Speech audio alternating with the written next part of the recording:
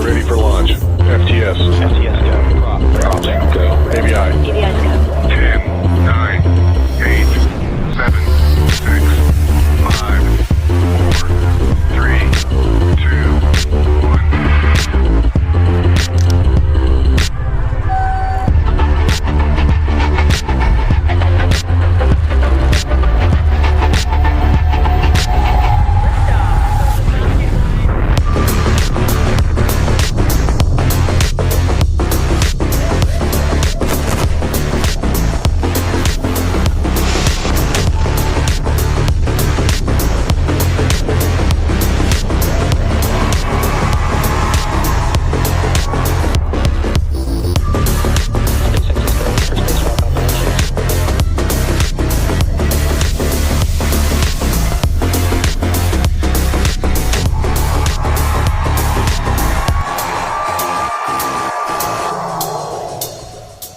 Of the plasma wrapping around Starship during re-entry. Can't wait to see that later today.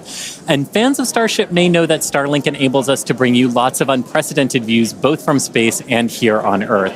Starlink is the world's largest satellite constellation operating in low Earth orbit today to deliver high-speed, low-latency broadband internet and connectivity, specifically for missions like Starship today. And as you can see on your screen, Starlink brings us many other views because of its capabilities. In addition to the dozens of cameras on Starship itself, we have mobile camera kits with Starlink deployed in the Indian Ocean, which is what you're seeing some footage of right now on your screen from a previous mission. You'll notice the Starlink mini dish in the foreground here as Starship lands in the background. Just what an image that captured from an earlier flight. Now, Starlink also connects our aerial and cinematography units on the ground at Starbase, which will help us deliver the incredible drone shots leading up to launch today. And here on your screen, you can actually see us moving the flaps, preparing Starship for flight, making sure all of the aero surfaces that need to move during flight can do so in the way that we need them to. Now, on Starship itself, Starlink will enable Starship today to stream more than 120 megabits per second of real-time, high-definition video and telemetry in every phase of flight, including views like you're seeing right now of those flaps moving. This not only helps provide those views, but it also helps give our engineers an incredible amount of data to help us rapidly and iterate across all parts of the system as we move through our development program. And all of the streaming data today will definitely be put to good use with the more than 30 cameras on the vehicle for flight. But providing epic views is sort of a side quest for Starlink. Its main job is obviously to provide internet access for people around the world, many of whom who have never had connectivity before. Now, today, Starlink serves more than 125 countries, territories, and other markets with over 5 million active customers and counting. And there are just so many inspiring ways that people are using Starlink all around the world and in space. And hopefully today, in a few minutes, everyone will get to see more inspiration about what our future in space looks like. And Dan and Kate, how are we looking for Starship's flight today? Thanks, Chris. We are looking forward to those views as well. In fact, we're getting ready to launch Starship in just over 8 minutes. Now, as for a couple status updates, working no major issues on the vehicle. Range is emerald green, you could say. Everything looks great in terms of the sea and airspace here in the Gulf of America, as well as in the Indian Ocean. Of course, we want to make sure both areas are clear as the ship will be splashing down in the Indian Ocean while the boosters can be coming back to us at the launch site just a couple miles behind Dan and I. Weather, you could call it a silver lining that we had to delay from Monday because holy moly, visibility is 1,000 times better today and it's going to make for some really great views. Now leading up to today, we did stack the vehicle later last night. Flight controllers reported to their consoles earlier today. The site was cleared and the range team was deployed. That's right. And a lot of checkouts have happened just throughout the day, aligning our guidance, navigation, control, getting all the tanks ready for prop load, which has about 4 minutes left to go. You can see us almost topping out on ship, getting ready to top out on booster. And then it also includes getting all the ground support systems checked out, ready to go. Chopsticks were demated, did their wiggle test in advance of their upcoming catch opportunity. So as I just said, prop load's ongoing. We've got a little over about 4 minutes left until, or about 4 minutes. What's 7 minus 4? 4 minutes until we get to closeouts on ship and on booster. We did just hear that the range did pole, again, green. So we're not tracking any issues right now. Bottom line, things are looking great for launch at the top of our window at 5:30 p.m. Central Time. Yeah, very exciting. Now, once again, we are attempting to catch the booster at the launch tower. If that happens today, it will be the third ever booster catch. This is an aspect that I really enjoy, and it's how the vehicle announces that it is back. It lets you know. Oh, yeah. This comes in an audible sonic boom in the area around the return location, which occur when the booster slows down from traveling at supersonic speeds. Similar sonic booms were heard during the return and landing of NASA's space shuttle. Yes, sonic booms are unique to vehicles returning from space. They're kind of a hallmark of reusable systems like our Falcon 9 rocket and Falcon Heavy. General impact to those in the surrounding area is that brief thunder-like noise. I've been fortunate enough to be here for all of them so far. They definitely let you know the vehicle's coming. Here's a little bit about what it's like to experience it.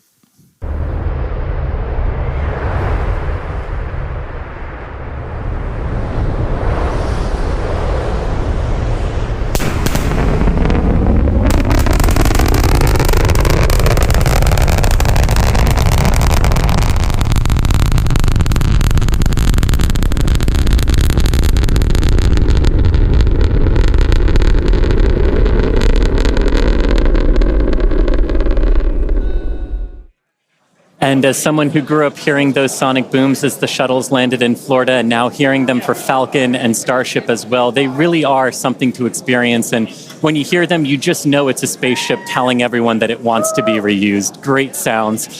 So as you can hear, the room is getting excited here in Hawthorne. The crowd eager to see Starship fly, as you can see. And here, now behind me in our flight control room here in Hawthorne, you can see some of our folks on console. They're assisting the flight controllers in Starbase, keeping an eye on all of Starship's various systems, including its avionics and those Raptor engines we talked about a little bit earlier. So Dan and Kate, with 4 minutes, 20 seconds left on the clock, let's hit it back to you at Starbase and hopefully watch Starship lift off today. Thanks so much, Chris. Now, if you're just joining us, we're now just about 4 minutes until the liftoff of the 8th test flight of Starship. As we reported earlier, range and weather are both very green, super green, if you will, and everything is looking good. Propellant loading continues to happen. We're going to be closing out very soon on both stages of Starship. Yeah, we're almost fully fueled on our tanks. We're going to see that closeout coming in just about 30 seconds on ship. So that's both the main and the header tanks. And then about 30 seconds later on booster. Once prop load is complete, we got just shy of 1 million pounds of liquid propellant. That's liquid oxygen, liquid methane onto both vehicles. All of our ground systems will do what's called pushbacks. They'll clear all those feed lines. We're not continuously replenishing the propellant on board Starship or Super Heavy. That's why we essentially have several minutes where we can hang out at that T-minus 40 hold point before we start to run into issues with temperatures or just those LOX levels, or that LOX level on the booster is one of the main things that we watch. So we're also going to do a couple of final checkouts. We'll do one final one of the thrust vector control, the TVCs on the booster. We'll see them hopefully do a little bit of a wiggle test. The first one comes at about 1 minute 40 seconds before launch, and then the last one comes right as we pass that T-minus 40 gate. Again, if we need to hold, which we held a couple of times on Monday, we can do so at that T-minus 40 second. We're not currently tracking any issues that would hold us there, but if we do run into that, we can hang out for a couple minutes. That would be the point in the countdown, as we mentioned on Monday. That T-minus 40 second point is when we can pause to hold for final checkouts or pressurizations if necessary. But once we pass that T-minus 40 second mark, a number of things are going to occur in rapid succession. The ground spin and ignition systems will come up to flight pressure. The ship goes to internal power. And after that, the quick disconnect or QD arm lockout. That's removed in preparation for retraction shortly after T0. Once we pass T-minus 40 seconds, as we saw on Monday, we had the ability to recycle the count under certain conditions back to that T-minus 40 second mark and hold there to assess what happened and if we're able to proceed to T0. And like we said, that we can hang out at T-minus 40 for several minutes before we start running into some limits, essentially. on our propellant on board. There are a couple of other things, like if we pass the T-minus 10-second point, and the water starts to flow in that flame deflector, and we scrub, that's automatic scrub for the day. Oh, there's our TVC, our thrust vector control checkout. It's got a little bit of a wiggle there on those inner Raptor engines, those 13 inner ones, which are going to be used for that boost back burn and the landing burn. So cool to see those. Yeah, I love that shot. We don't have that on Falcon, and it's just so cool to see really the business end of the Super Heavy booster.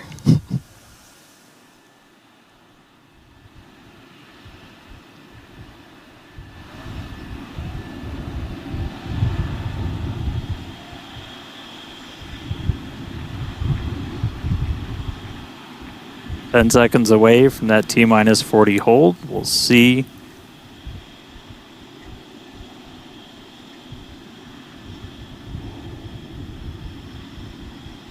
All right, we are going to hold at T-minus 40.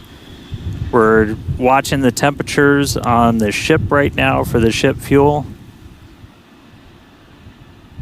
Sounds like they're working through that. We might be able to release that hold shortly.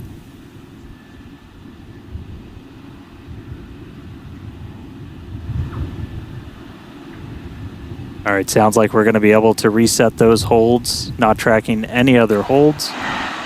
And clock is rolling. And the clock is rolling once again. We're now T-minus 30 seconds till the liftoff of the 8th flight of Starship.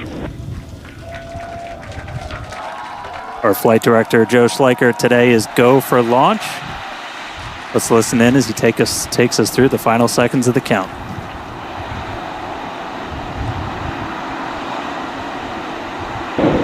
T-minus 8, 7, 6, 5, 4, 3, 2, 1.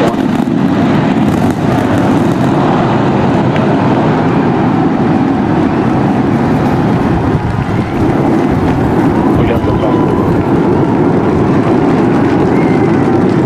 Vehicle pitching that range.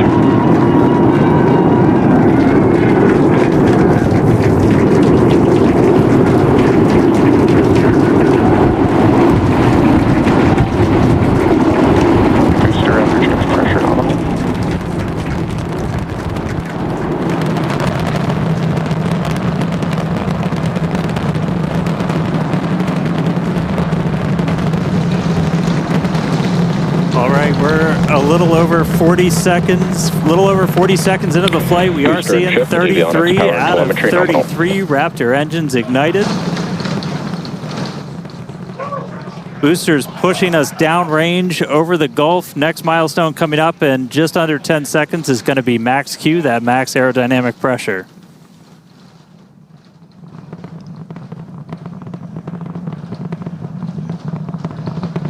Max Q.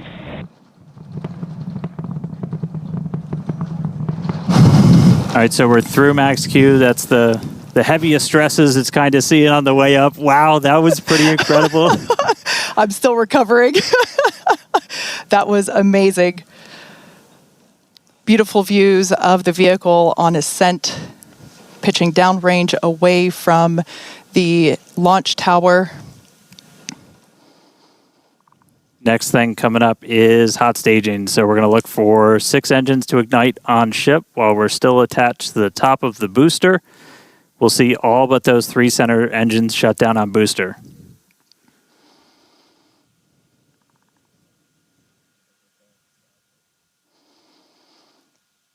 We're hearing the initial call that we are go for booster catch back here at the launch tower.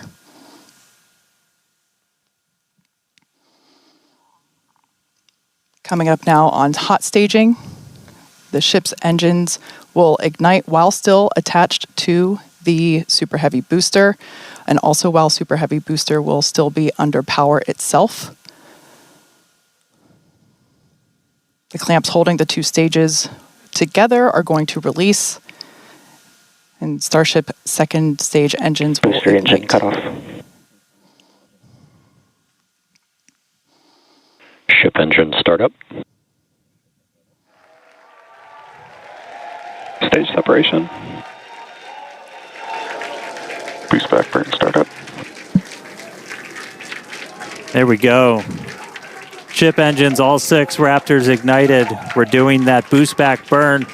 Looks like we got 11 of the 13 that we command for that, so that's going to start sending the booster back. We are still go for booster return, even with 2 Raptors out during that boost back. We can do a full duration one.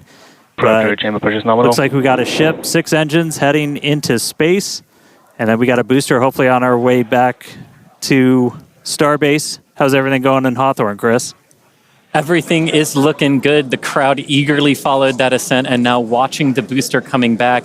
So as you can see on the left-hand side of your screen here, that is ship continuing. And that's a great view of ship continuing on its way to space. They're looking, that's inside the camera, inside the aft skirt, looking at the Raptor vacuum and the sea level engines. The sea level ones there in the center of your screen under our T+ clock. You can see our boost back burn. We're down to 3 engines on the boost back burn.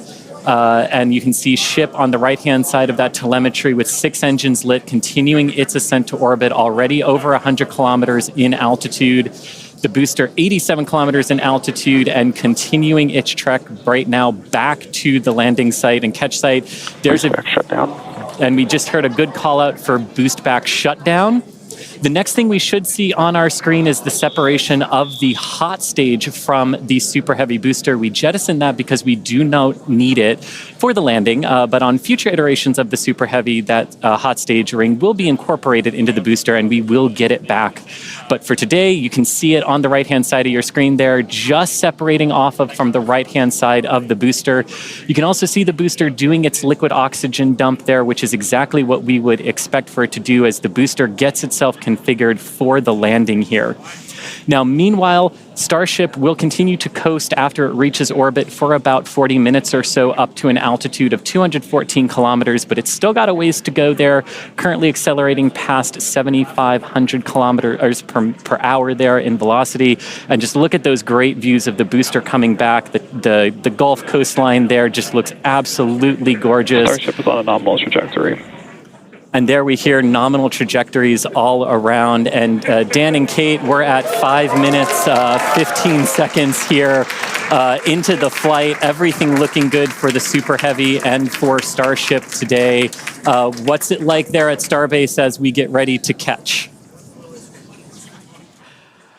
It was incredible, Chris, to be able to see the mock diamonds with my own eyes. That was amazing.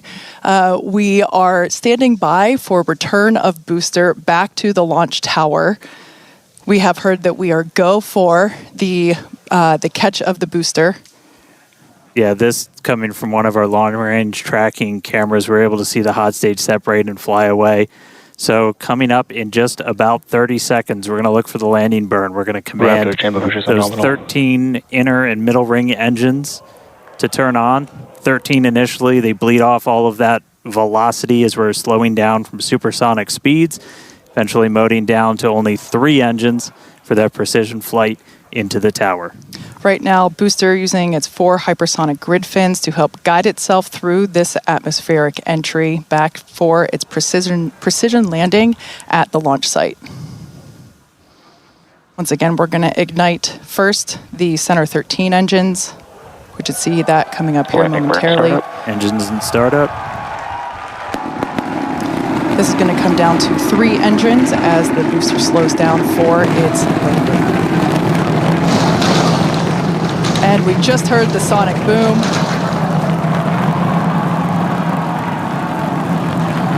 What an incredible sight to see the Super Heavy booster gliding down into the chopstick arms once again.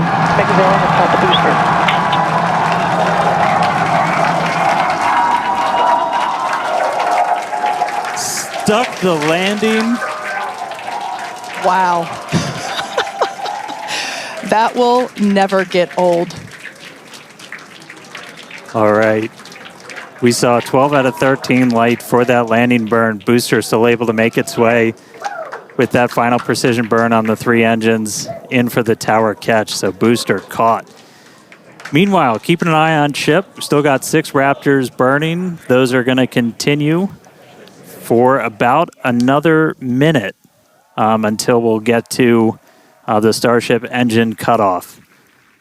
Really cool view.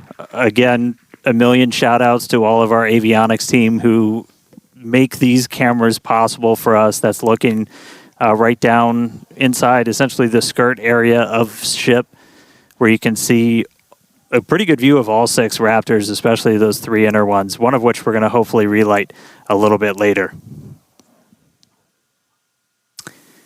And we just saw some engines go out. It looks like we are losing attitude control of the ship.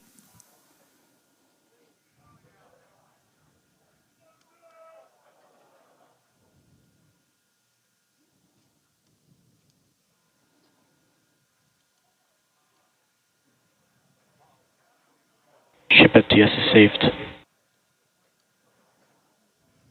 So we're still getting video down from the ship. You can see we've lost several engines and we've lost attitude control of the vehicle.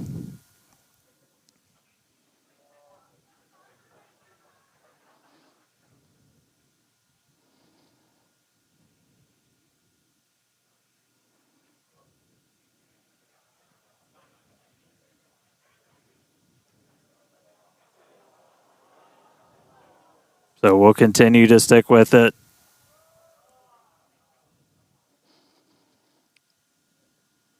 For those of you that just recently joined us, we had a successful liftoff of the 8th test flight of Starship, followed by a successful stage separation. We saw the booster, actually, you can see it just behind us here. The booster had a successful catch back at the tower. Unfortunately, it seems as though we lost the attitude control of the ship. We are standing by as we listen in with the teams on the nets to understand what information we're able to provide you. We will provide that as soon as we are able, but it's pretty incredible to take a moment and see the booster just behind us. Certainly a different view than last time. And at this point, we've essentially lost contact with the ship. We're no longer receiving telemetry at this moment. So we were only about 20 seconds away or so from the end of that ship ascent burn. We saw several of the engines start to cut out. Once you lose enough of those center engines, you're going to lose attitude control. And so we did see the ship start to go into a spin. And at this point, we have lost contact with the ship. So we're going to listen in for a little bit. I think it's pretty obvious we're not going to continue the rest of the mission today, but just give us a couple more minutes. We'll bring you more information as it comes in.